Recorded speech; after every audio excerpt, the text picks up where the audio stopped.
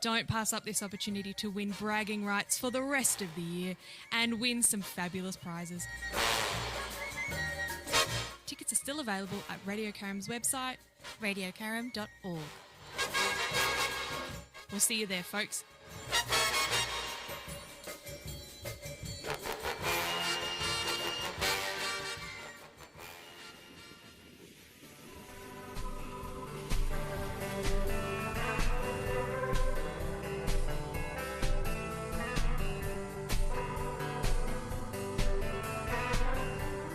I'm Ilana Razbash, and this is Radio Architecture.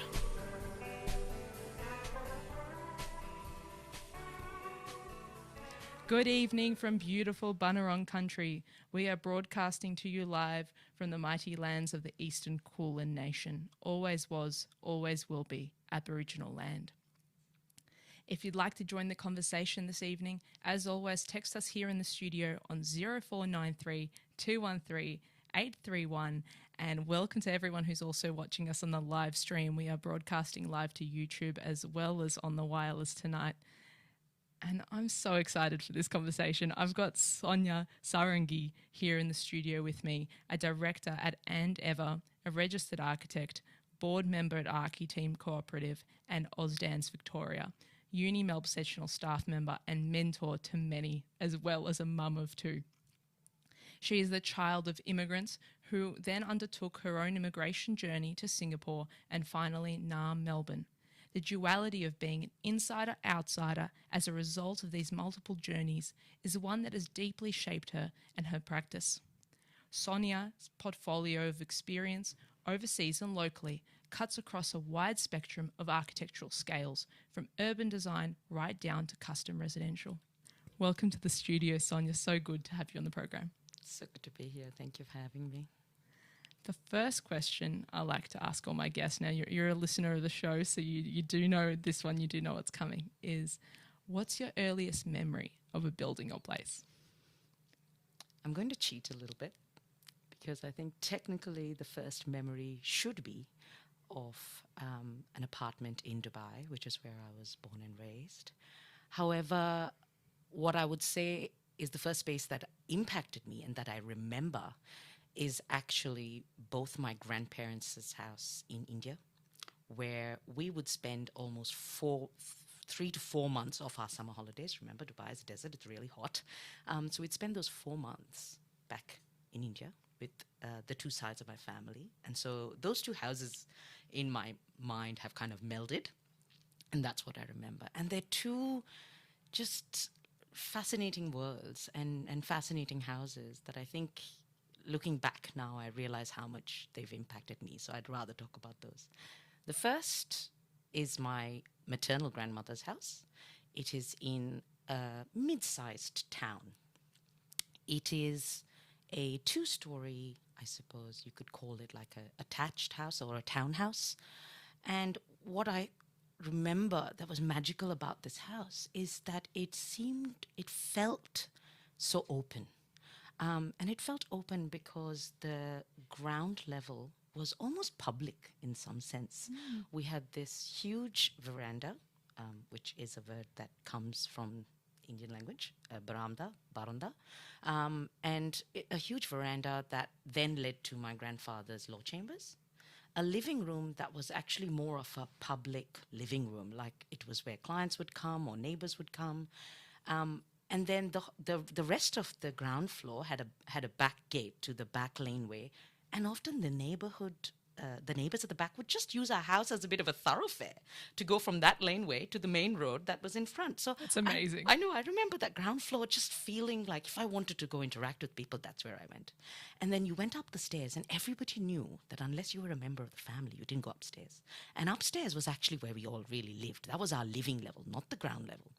And the magic there was once you got up there, the actual living spaces were really quite modest, quite small by today's standards. But we had, again, another massive veranda and balcony that overlooked the river across the road from us. And if you know what Indian towns are like, they can be quite dense. having a view like that was a really precious thing, and that always caught the afternoon breezes. So that's where we'd always have our chai. So the so-called living room on the first floor rarely got used. So that's where we all hung out. And that's where all the bedrooms were. And similarly, you could just flow from one bedroom to another, just walk from one to the other. So it, again, is not very private. And then, surprisingly, the most private space we had was our roof terrace. So it sounds bizarre, but firstly, everybody in India pretty much has a roof terrace. It was not a room, but it was my favorite room in the house. That's where we spent half our summer holidays. So obviously the baking heat of day, you're in that first floor with that veranda balcony overlooking the river, and on that top floor roof terrace, that's where all your potted plants are. That's where all your pickles are drying. That's where you're playing hide and seek. That's where you've got a 1 meter high kind of edge wall, but your neighbor has that, so you can actually just climb over that and go over to their roof terrace and taste their pickles and have a chat or a cup of tea and then climb back over. It was just magical, and doesn't compare. I don't think an apartment could compete with that. So that was my maternal grandmother's house. And of course, that's also where we slept on the hottest nights. The best bedroom, under the stars, with a mosquito net or you'll be eaten alive.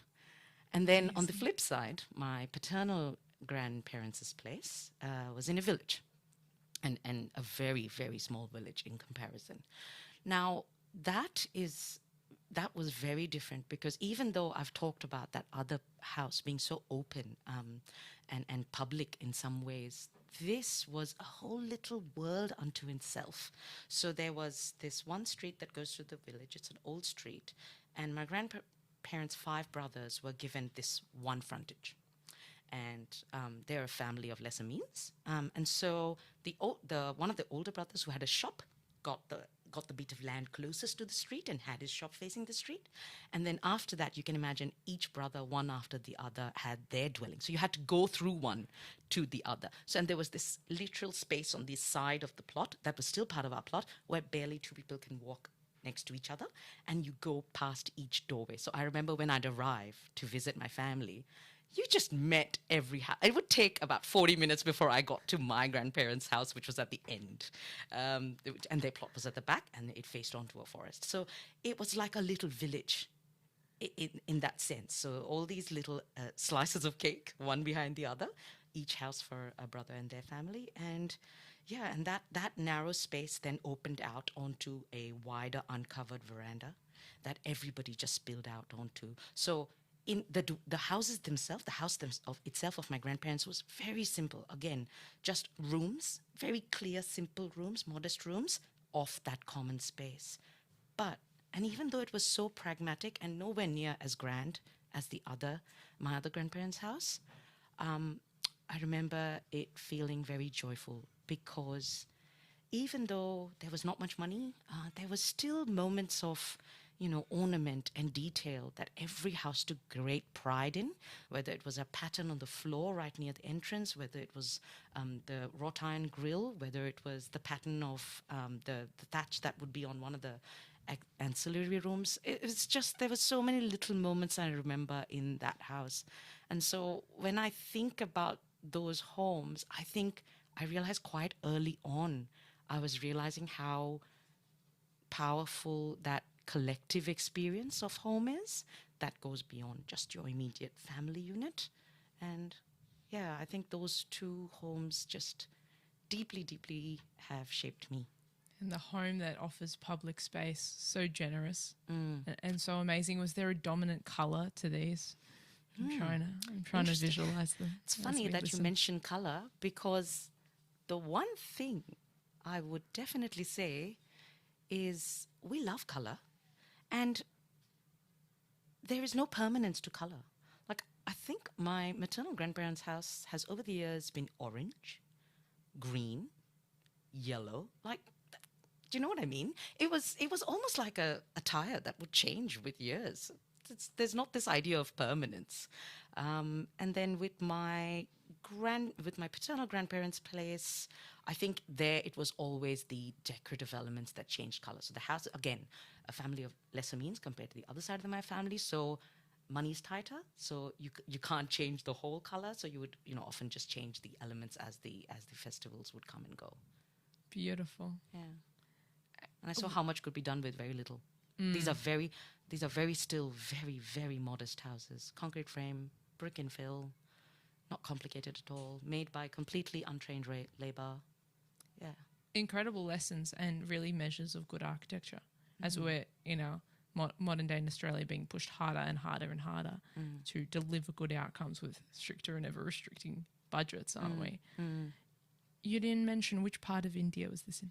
Oh, yes. My family is from the eastern states. And I like to remind, and I really appreciate that you asked that question, because often India's, it's a colonial border, so people often view it as a monolith. But India is as diverse as Europe. So the two sides of my family come from two different language groups, and my home state is Orissa. But these homes were actually in another state called Jharkhand. Fantastic. We started learning on this program a little bit about Indian architecture when Nikita Bopti came on and was talking about her writing and I her heard traditional her home episode memories. Too. Yes, Nikita is a friend. If you have any photos, drawings, or any kind of memories of your grandparents' houses, I would love to share them on the follow-up episode. I will look for them. Oh, that'll be incredible. Well, they're so lucky listeners, so keep an eye out on the Instagram at Radio Architecture, where you can always catch some follow-up images from these conversations. So then when did life take you after that? You went on a massive journey, and these journeys and stories are actually your passion. I've got a copy of Architect, the Victorian Institute chapter journal here on the table. So will you share some of your journey with us? Sure. So as I said, I was born and raised in Dubai, and then grew up in other different parts of the United Arab Emirates. And it's really interesting seeing people's reaction when I mention that, because everybody pictures the shiny Dubai of today. And I'm talking about the not shiny Dubai of the 80s and the 90s. Oil money was still very recent. And the reason I want to talk about that is because I can then see those echoes happening in other points of my journey as I moved. So, imagine a flush of oil money. You go from being a mid-sized, dense city to suddenly what happens when capital floods a city. You get capital A architecture. It tends to get taller and more widely spaced, and then all the shade disappears, and then all the neighborhoodness and placelessness creeps in. So it was interesting to see that right at the beginning. Were you seeing them build islands at the time as well? Islands was just after I left. Okay. But yeah, there was a lot of capital A architecture. Let's make the skyline as many different squiggly shapes as we can make them, happening as I was leaving. And then I moved to Singapore because there really wasn't anywhere for me to study architecture there. So as much by necessity as anything else. So I applied and got in. And Singapore had already done some of that transformation, and I had seen that. And then on the flip side, it had already raced so far ahead in its journey that its DNA was almost not visible at first when I got there. Of course, now they've done a much better job of valuing what parts of their heritage they have left, and of course not trying to preserve that in Botox either, or trying to preserve it in a point in time, trying to let it change. So it was interesting seeing what happens when that rush of money comes into a city and how that transforms architecture and houses. And however, in Singapore, it was amazing to see how well high density living was done.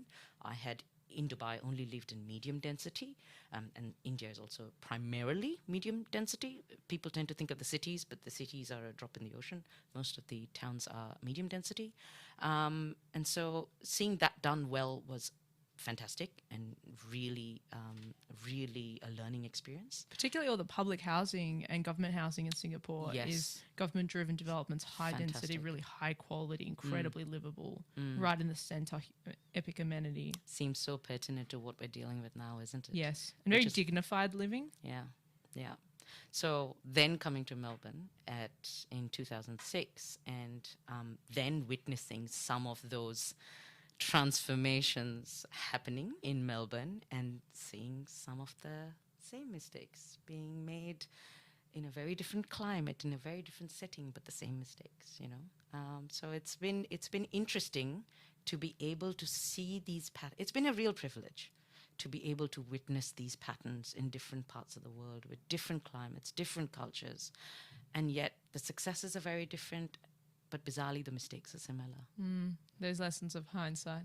Yeah. Serendipitous timing as well, just catching it early right before it happens. It's like being a surfer and riding a wave, except I can't surf. I hope you're not moving anywhere else, but if you do, you'll be our oracle predictor.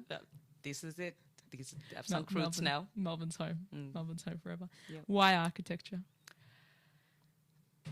Because, and this is hard to believe now because I am quite the chatty person, drawings were my way of communicating as a very, very shy, non-verbal child almost till I was 3 or 4. So they were my language. So when somebody mentioned in passing when I was 8 that, architects pretty much just draw all the time, I was like, that is a thing? Because obviously I was not artist level good, but I really, really loved to draw.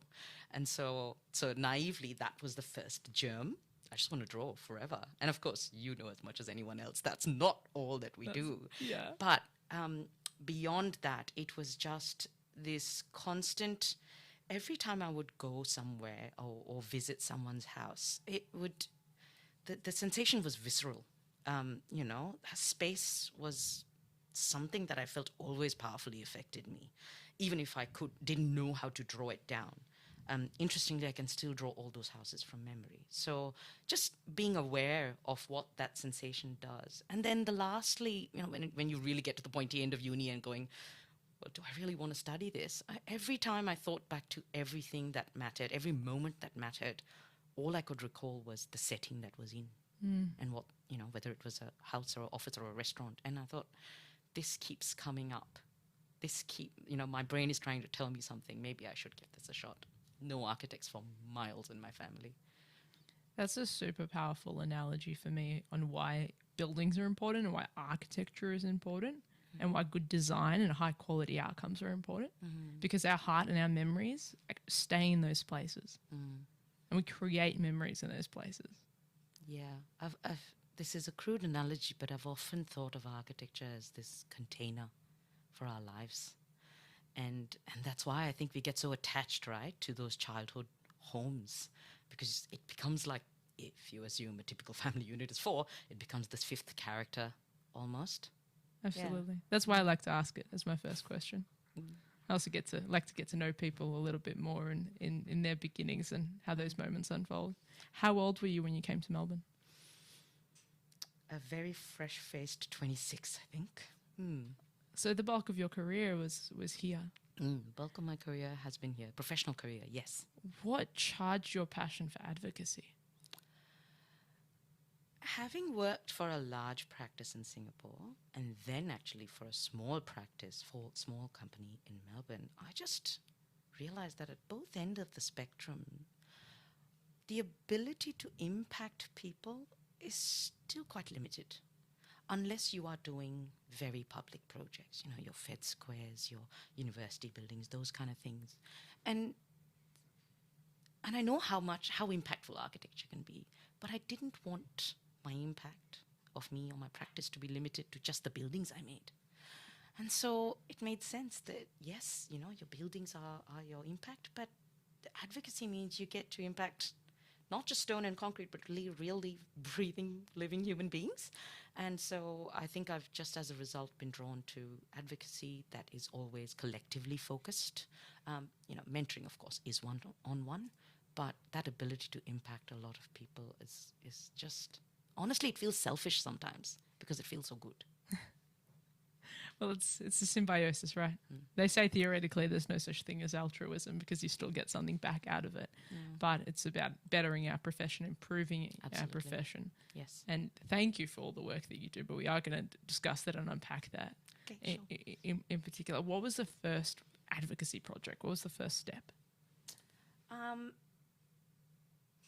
think the first one was, does mentoring start off that? So I think so. I think it makes a huge difference to students that are just floating out there like an island in the profession. So I think the first baby step was mentoring, and having survived that first difficult transition into the industry, especially when you look like me and not what most people think is an architect when they walk into a room. Having survived that transition, it just felt like, what can I do to make that transition easier for other people who follow me? especially female architects. And I have to credit Paula with planting that seed, because the fact that there is a drop in participation of female grads from the second they leave school doesn't sit right with me. So, me and Michael, and so my business partner. And so we started the mentorship program, and doing that one-on-one and seeing that impact then gave us the courage to put our hands up for bigger advocacy forums. So we started getting involved with Archi Team. Michael got involved with the National Gender Equity Committee at the Institute. I put my hand up for that Migration Women Architecture collaboration last year. So every time, and again, credit to Paula, every time Paula said, hey, we think people could benefit from hearing your story. Imposter syndrome, one side, turn up, talk.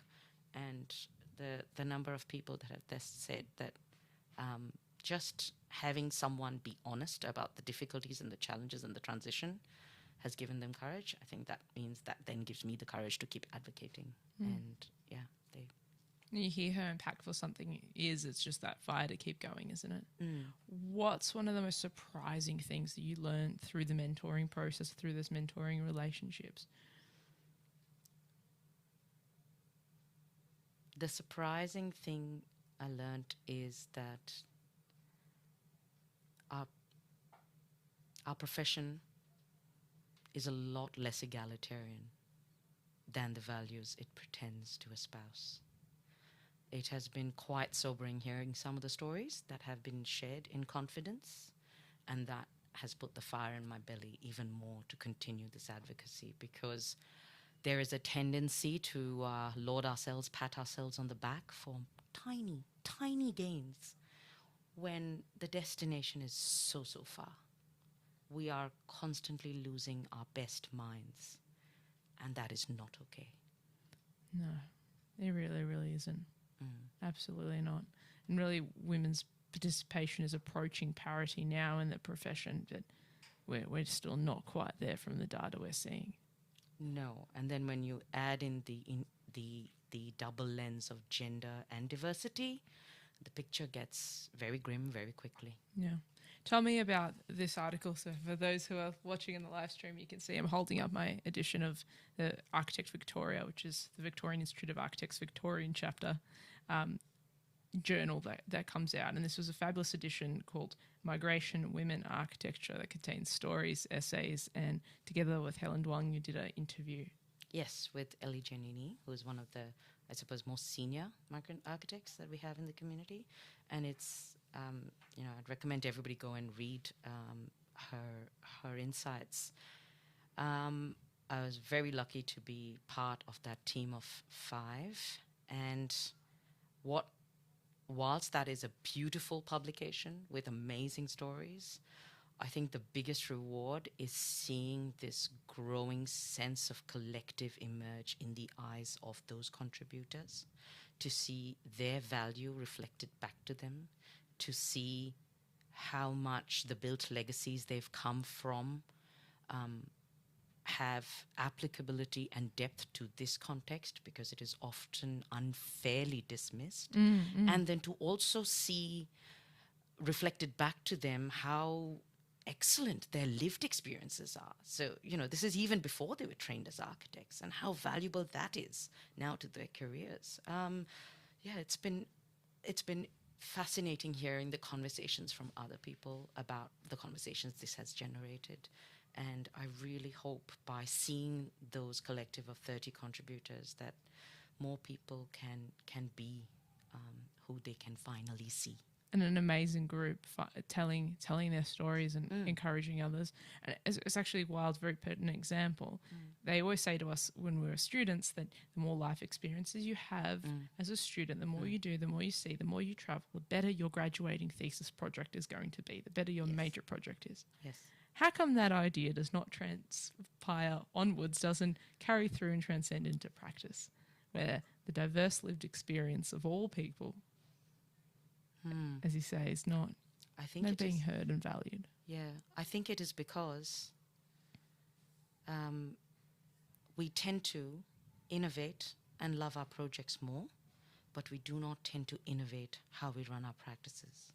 So we tend to be quite conservative, and we tend to think that things that occur elsewhere do not apply here, simply because we use slightly different building systems or we have slightly different building code. But that is so not true. There are hotter climates we can learn from because we have a climate crisis. There are denser cities we can live from because our cities are not working. There are excellent affordable housing systems that other people have succeeded in, and we desperately need that. So yeah, Speaking it's of Oracle conservatism at very its true. worst. Very effectively, very Forward thinking and innovative in projects. Practice is a whole other world. effectively very conservative profession. Coming back to your moments of being an oracle where you're foreseeing the change in cities, it's a truth because you've seen typologies and lived and experienced typologies in these hotter climates that we're going to have to learn from. Even people are noticing in recent years the humidity that was once more Sydney, New South Wales is coming down to Melbourne. These changes are being felt. I want to ask one of your questions back. I'm going to steal one of your questions that you asked in the interview here, which I thought was brilliant. And I'd love to hear your answer on it. And you asked, it's sometimes difficult to stand up for the value of cultural connections, experiences, and knowledge. What helped you do so?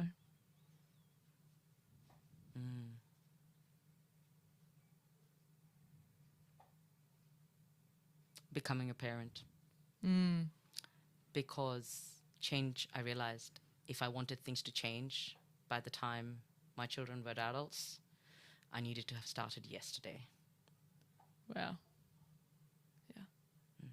Real cool times. It just becomes like a line in the sand, doesn't it? Pretty much, yeah. And it's disheartening to see how fast superficial change can happen, but how keeping meaningful change going is such a fight. It's often 2 steps forward, 1 step backward. So I think those lessons are why I changed. And how quickly we are able to abandon lessons that we learn, not just in our profession, but in society in general. Pandemic's a great example of that. Yeah, absolutely. We learn so much. We learn so much about clean air. We learn so much about mitigations, and we just walk away from it and back to the pub. Empty sanitizer pumps everywhere I go. Everywhere. No one's bothered to refill it. I want to talk about Architeam Oh, yes. and their work. Tell us a bit about it. We actually haven't discussed Architeam with the listeners yet, so introduce us to their work.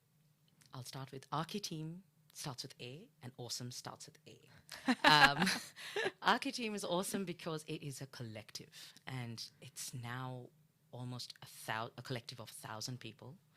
And it is a wonderful example of what a collective can do. So obviously it started off like a lot of collectives with a really pragmatic purpose, which was, to help small practice architects get affordable insurance. But it's so much more than that. Now it's the best CPD for small practice.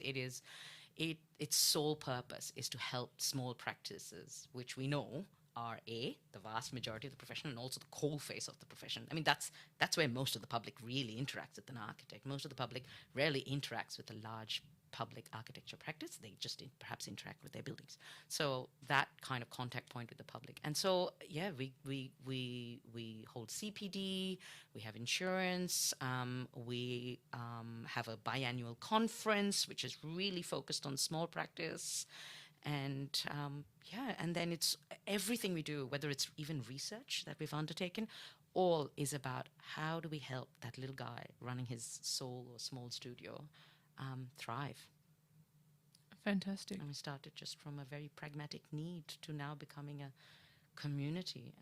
We have a members forum that is such a repository of knowledge and camaraderie and advice, which is gold. And this exists in parallel, really, side by side to the Australian Institute of Architects. And the AACA. Yeah, and the Association of Consulting Architects. Correct. And Parlour as well. And Parlour, yep. I believe my collective membership is up for renew very soon. Yep. The mere mention of the word, it comes back to me. What were some of the key themes at the last Architeam conference? The last Architeam conference was Ways of Working, which is fantastic because it again challenges that conservatism that can creep in.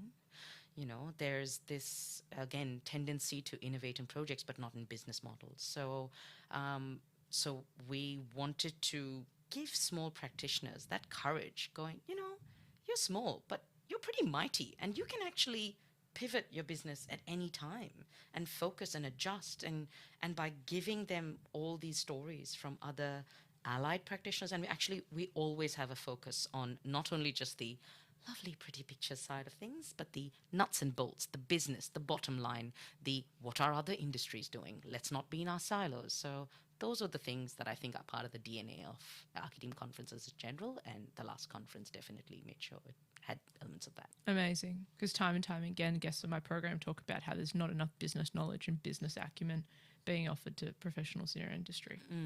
Oh, yeah, and we have business documents that are kind of available to all our members so that you don't have to go and spend hours trying to guess what you should be saying in a business document. So those are there to help our members too and protect them. That's fantastic. And do you collect gender data on your membership? Are you We do. seeing parity or? I would say we've got some pretty good representation. However, we haven't been collecting data for as long as Parla have. So currently our data set is in progress so that we get that data over time. Yeah.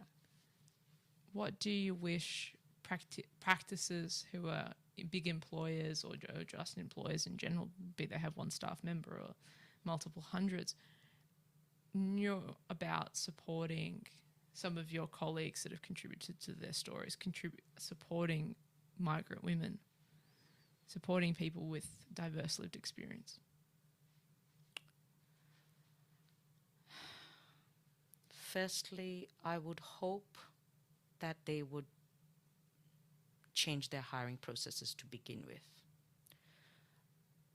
I don't like the term unconscious bias. It's too polite. Yeah, say more. It's just discrimination.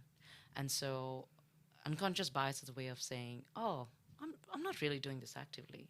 But when you put in places like blind CVs, which, by the way, the Australian government does do, for a lot of roles, they de-identify who the CV is coming from, and the number of diverse applicants who get through is a lot more.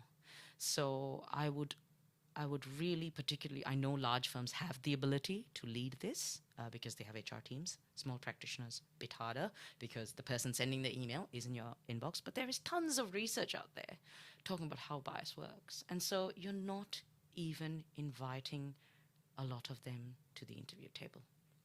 And the other thing I wish that they would do is I wish they would give migrant women architects the complexity that they possess, because often they are just viewed as a cohort from a part of the world, like Asia.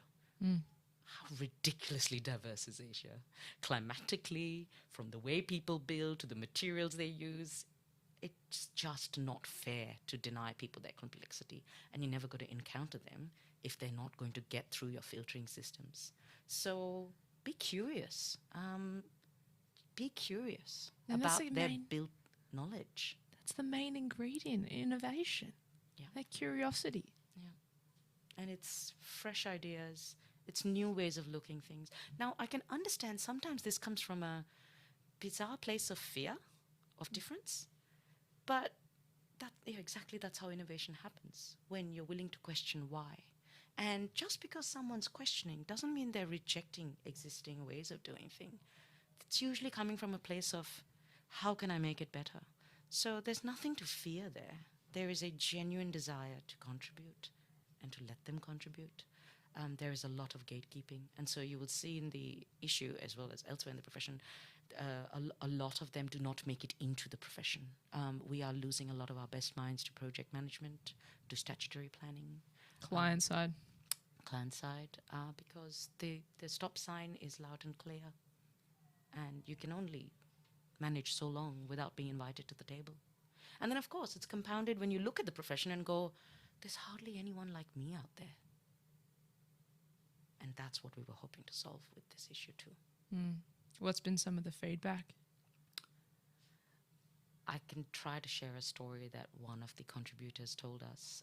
So this issue went live, And then I think it went to everybody's inboxes is when the conversation started. So when this hit people's inbox and they started rifling through it, I think that contributor said that her practice had something like 15 nationalities, which is excellent, but they had actually never talked about the built legacies that they grew up in until the day that issue hit. And then the lunchtime was all about, so this is my parents' house in the Philippines, and we actually build a lot with brick in this part of Europe. And the conversations, suddenly people felt permission to talk about those built knowledges that they came here with. And let me be frank, it may seem like I'm only talking about first generation migrants, but as far as I'm concerned, apart from First Nations people, all the built legacy here is immigrant built legacy, right?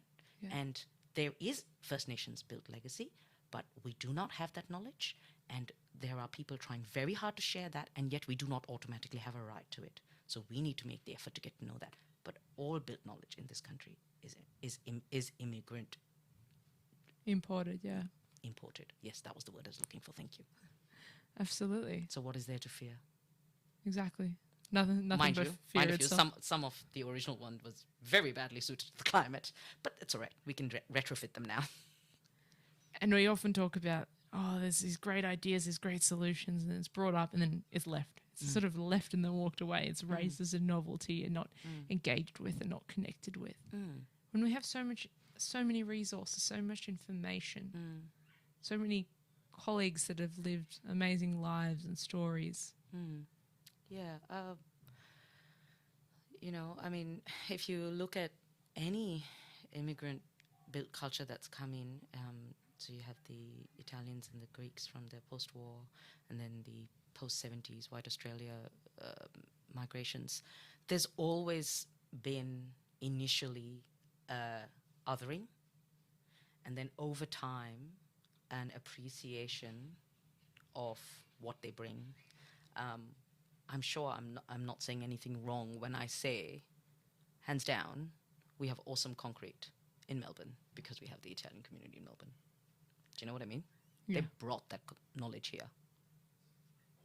So with time, I hope we can look back at enough examples and realize that when we, and I hope it doesn't take that long anymore, 50 years to acknowledge that. But yeah, I hope immigrant knowledge is valued in our profession in a way that it is in others, but the pace is too slow here. To recognise that it's that hope, that aspiration, that tenacity that built this country in this modern sense.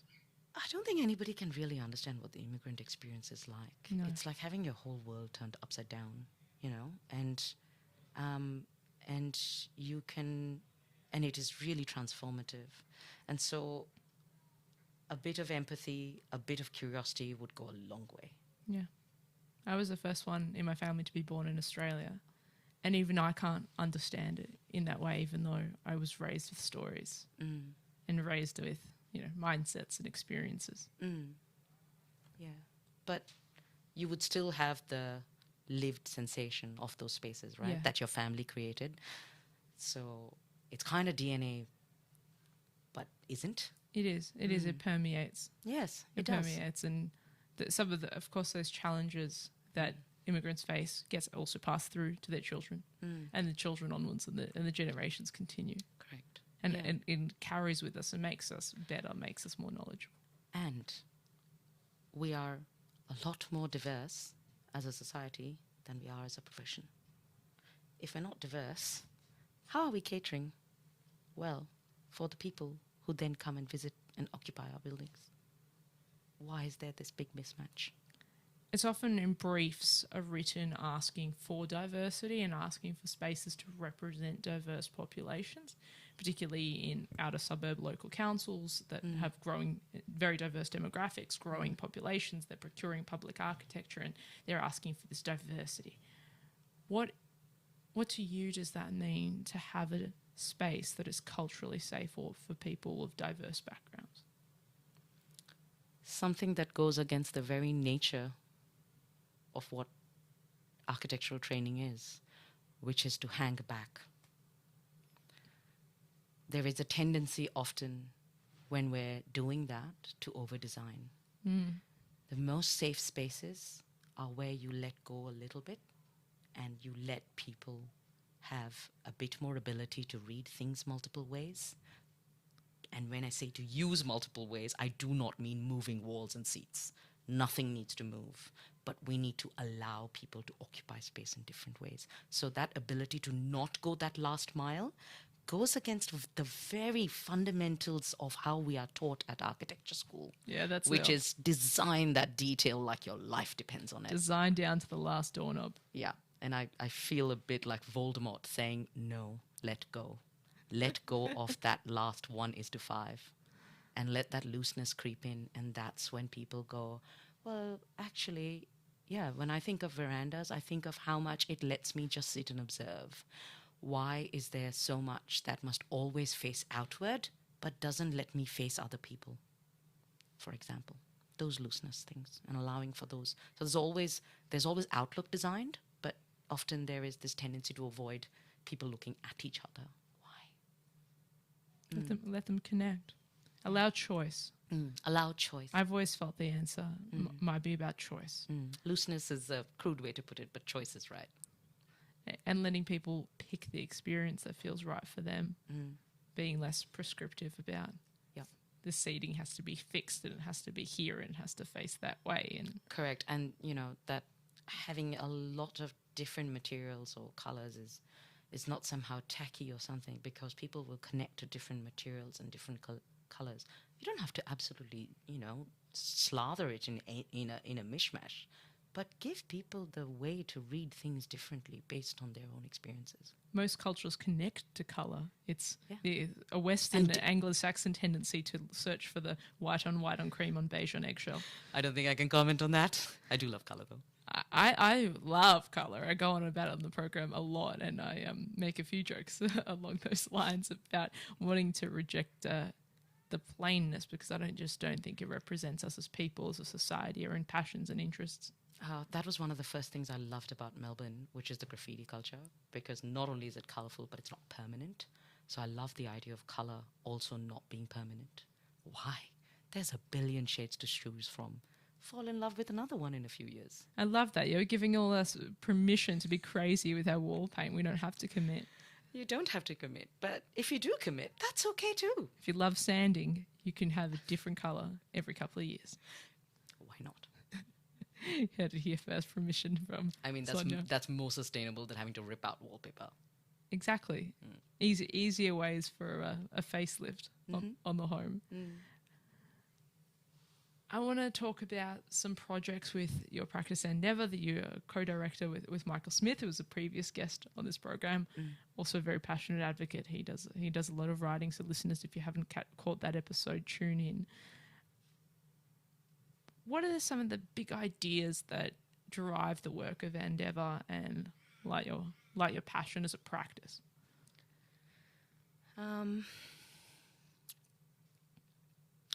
We're definitely not the kind of practice that obsesses over perfection in the traditional sense.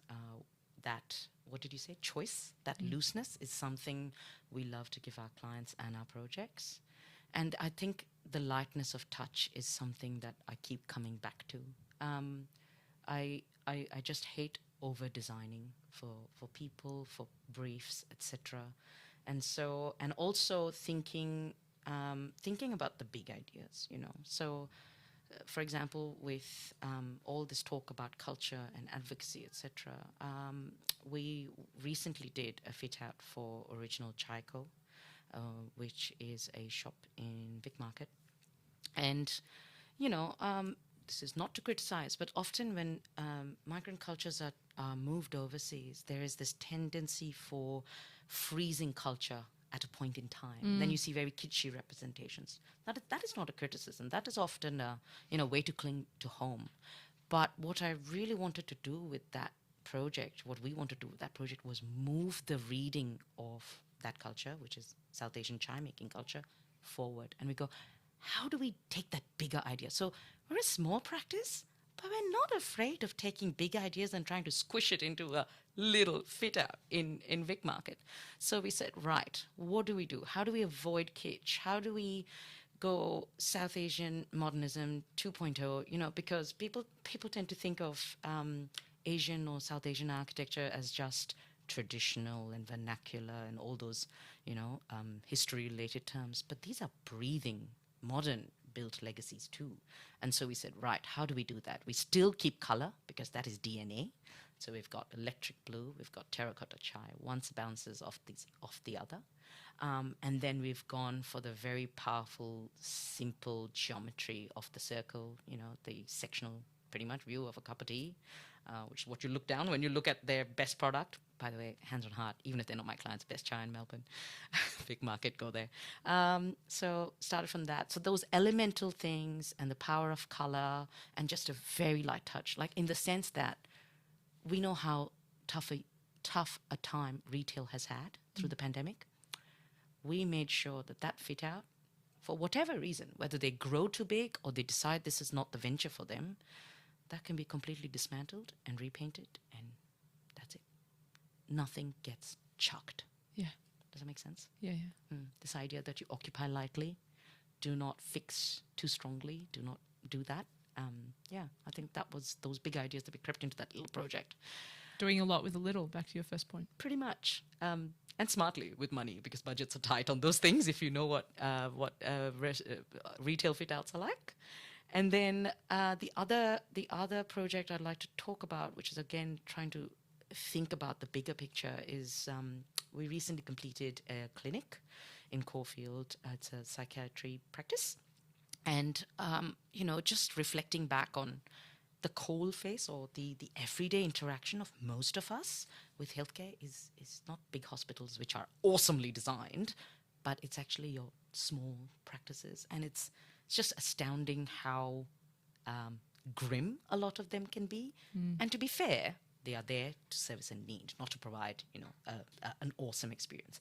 But we also know that there's so much research on the power of material, color, and all these simple things to increase that well-being aspect. And you are being so vulnerable in a space that is a psychiatry practice. So again, doing a little with a lot. And interestingly, that is actually an old house on a busy road. And so getting this kind of keeping as much of the domestic nature of that building in that medical practice, and yet using color, material kind of really simply to create that impact is something I'm really proud of. To comfort people as well. Yeah. And to create that safety and reassuring us. Can you describe some of the strategies that you used more specifically to create those feelings? I know we're trying to describe architecture in words on the radio. That's half the fun. It's really hard. Thinking of the arrival journey, thinking of how you go from the waiting spaces to spaces that you are in briefly, spaces that you are in for longer time. So spaces that you are in for longer time, you keep as much richness of detail that exists as possible. Spaces that you are just passing through, you do not make them busy, so it makes the journey more pleasant. And always thinking about that moment that you go from outside to in. Every threshold is an opportunity to hit reset. So again, we did that with finishes, with color, and those methods. That's interesting. You described it as an opportunity to hit reset. I actually read somewhere that it's our biological programming that when we cross a threshold and go through a door, we forget what we were going into that next room for often, because it goes back to the time that we would exit a cave. We had to stop thinking about what we're thinking about and need to look for predators and how we're going to survive outside. And we still, from our Neanderthal, early Homo sapien days, have that programming. I'm going to find a way to drop that into my next presentation. Thank you. Reset at the threshold. Yeah, those are some of the strategies that I can think of. And that's really also increasing the impact of your architecture from that single-family residential home, from a multi-res typology, bringing it up to however many patients a day those clinicians are going to see. Yeah. Not sure I can add too much more to that, however.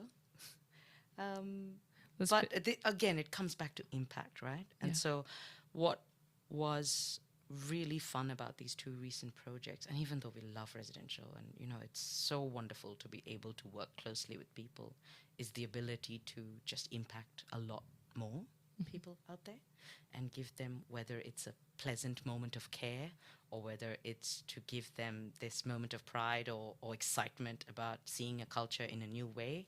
I think those are it's not that we want them to remember the design, it's that we want them to remember how it felt to be in that space. Oh, yeah. You know the fashion analogy. No. Dress shabbily and they remember the dress. Dress impeccably and they remember the woman. Next time I need a good analogy, I'm going to put you on speed dial. Dial me up or text us in the Radio Caram studio. Smooth. If I'm on air, send us through the questions. And listeners, if you're here tonight, you can send us a few questions if you'd like to run anything fast, Sonia. But let's pivot. I want to ask about your work at Melbourne Uni. How are the students doing? Students give me hope. They genuinely do.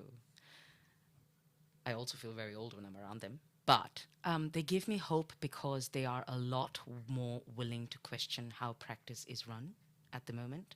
And they are already willing to try new business models, to try to not put up with just how things are done. Which is why I love teaching architecture practice and going, hey, this is how I do things, but please change it before you graduate or whilst after you graduate and set up your own practice. Try things in a different way. And there's usually that keenness. There is, of course, always a cohort that's too timid, but I'm always amazed every year to see this wider cohort, that this bigger group of students that are willing to go, nah, I want to try. This is not working anymore. And that is, so it's not just the passion of youth that is saying, I'm going to do it differently. It is very pragmatically looking at the profession and going, this is not working.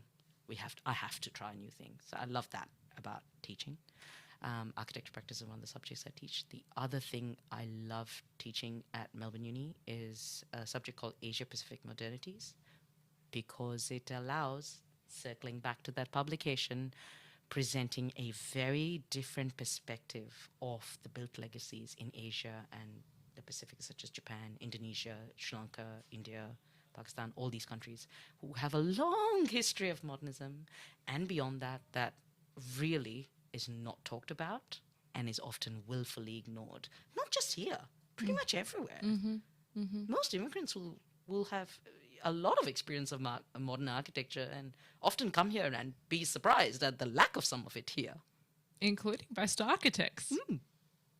That's the great irony there, isn't it? Yes, it is. It's very heartening. It's very heartening to hear that generational shift that we hear about Gen Z, I think they are. We hear about Gen Z just not putting up with things anymore.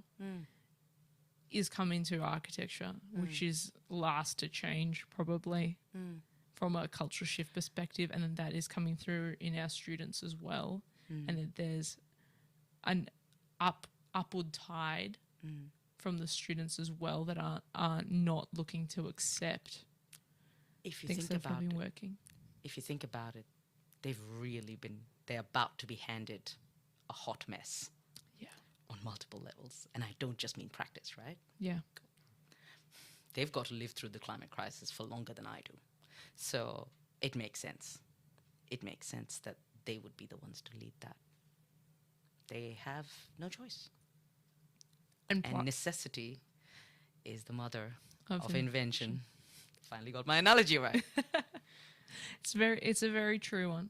Plus, with how much research and data is done by Melbourne Uni, Dr. Peter Reisbeck, on the value of architecture, or the research that Parla does on the well-being of architects, and Monash Uni, XYX, as our students are bombarded with this information. Of course it was going to impact them. Of course they were going to look to do something different. Practice wasn't going to necessarily accept that, but the students had to. Yeah, and we will be getting their hot takes, fortunately, in a shorter format. Thank you, TikTok.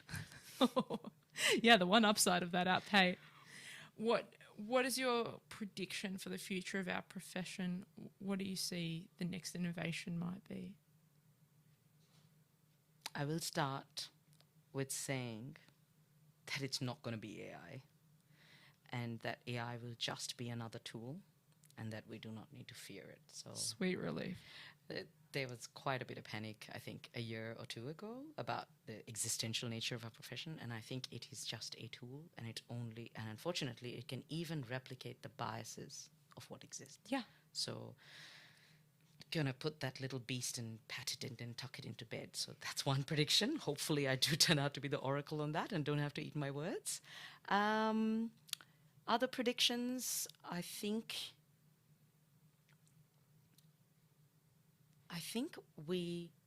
once we fall out of love with just delivering our projects as setting our worth, I think we will unlock our value to everybody. Not just people who need to get buildings built. Because we can think through problems, and we have a lot of problems to solve on a housing level, on a city level, on a climate level, whatever. So we will not just be someone who delivers a tangible thing, but we will be known as the problem solvers once we fall out of love with just delivering projects. Spot on. Well, that's a hope anyway. What is good design to you? I'm sure I had this in my cheat sheet, and now I've gone blank. But good design to me is one that does the most with very little. And, we understand that on a normal house level, right? We tend to think, that means, just need to pick smarter finishes. But actually we can build less too. And we can live joyful, fulfilling lives in smaller spaces, in smaller homes. So to me, good design does a lot with very little. Not just budgets, but just very little. Doesn't have to be grand. Doesn't have to be design with a capital D or architecture with a capital A. Good design can be really humble. Can bring the best out of anything. That's the village and the little town talking. And we've come full circle. I think so. Thank you for joining me on the program tonight. It's been a fabulous conversation. Thank you. I've really enjoyed it. And thank you for your work and your advocacy. And we all appreciate it, everyone across the profession. And I'm sure your colleagues at Archi Team absolutely will join me in that. Thanks. I'm very fortunate to be part of those collective spaces. Thank you for having me.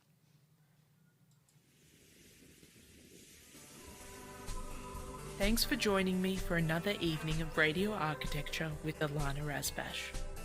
This live show was broadcast and recorded in the Radio Karim studio on Bunurong Country. You can replay the show wherever you get your podcasts. Thanks for tuning in and supporting community radio. Take care. Stroke can happen to anybody at any age. The best way to help someone is to learn the signs of stroke and know how to act fast. F is for face. Has their face drooped? A is for arms. Can they lift both arms? S is for speech. Is their speech slurred? Do they understand you? T is for time. Call 000. Time is critical.